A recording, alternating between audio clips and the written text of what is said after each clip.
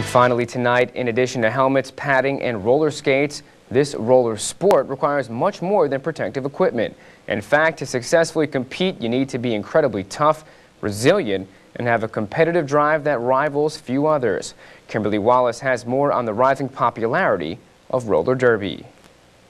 Women in roller skates throwing elbows and falling hard on the circular track. Sounds like a birthday party gone bad. In fact, these women are tough and extremely competitive in the world of roller derby. The sport, which has been growing in popularity, is a systematic, well-thought-out team effort to score. It's really kind of a movement at this point. It started out, I guess, in 2000 in Texas. There was a group of women that worked at like a row of bars, and they decided to have a roller derby game.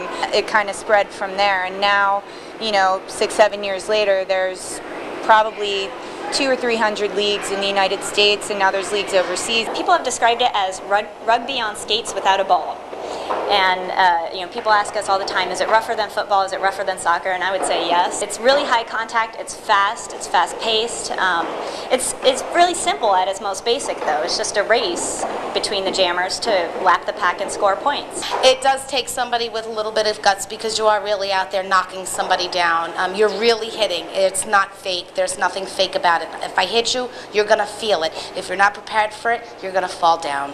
In each game or bout, 5 members from each team circle around the track at a time. A team like the New Jersey Dirty Dames consists of 3 blockers who make up the defense. A blocker can use any body part above their hips to fend off the opposition except their hands and head. A pivot is the last line of defense, and the jammer is the 5th player on the team, who essentially is the scorer.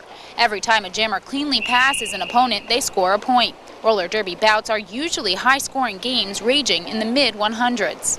They generally start out in kind of a diamond formation, and the jammers are the speed skaters. They have stars on their helmets, and their job is to get through the pack as many times as they can during a jam, which lasts 2 minutes at the most.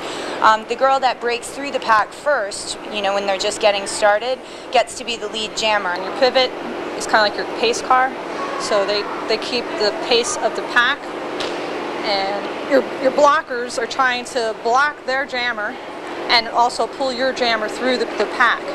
And then the jammer, what they want to do is try to get the jammer through the pack.